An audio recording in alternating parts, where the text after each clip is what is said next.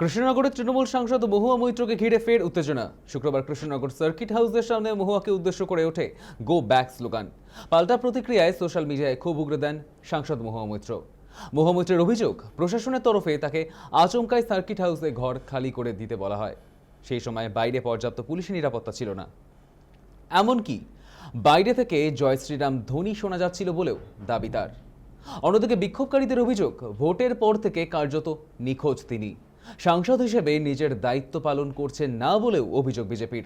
এই ঘটনাকে কেন্দ্র করে আবারও তুঙ্গে তৃণমূল বিজেপির রাজনৈতিক চর্চা। তবে ঘর খালি করে দেওয়ার অভিযোগ নিয়ে প্রশাসনের তরফে কোনো প্রতিক্রিয়া মেলেনি।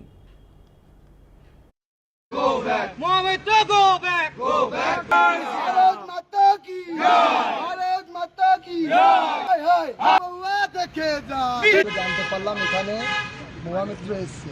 এই মহুয়া মিত্র যে কিনা আমাদের হিন্দু সনাতন ধর্ম নিয়ে বিভিন্ন রকম অপপ্রচার করেছে, হিন্দু সনাতনীদের কাঠে তুলসী মালা নিয়ে খারাপ কথা বলেছে, হিন্দুদের নিয়ে বাজে কথা বলেছে, এমনকি পুলিশ প্রশাসনকে নানা রকমভাবে অপব্যবহার করেছে, চুনোপুটি বিভিন্নভাবে ব্যবহার করেছে। তারা অনেক রকম নির্যাতনও করেছে পুলিশের উপর সরকারি চেয়ারে বসে থেকে।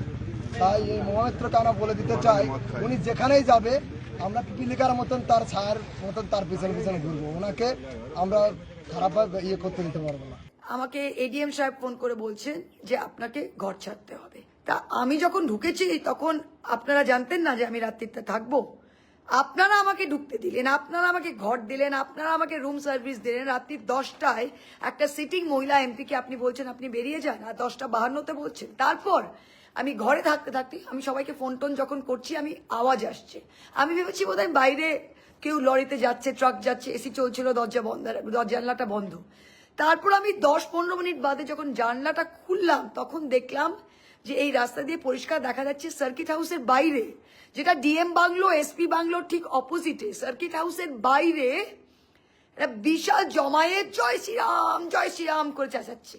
মানে বুঝতে পারছেন, আমাকে রাত্রি 11টায় এডিএম এনডিসি বলছে যে আপনাকে বেরিয়ে যেতে হবে, আর বাইরে ওরা জয় শ্রীরাম করছে। আর ঠিক তার উল্টো দিকে এসপির অফিস আর হাইকোর্ট অর্ডার দিয়েছে যে এখানে কোনো ঝামেলা যেন না হয়।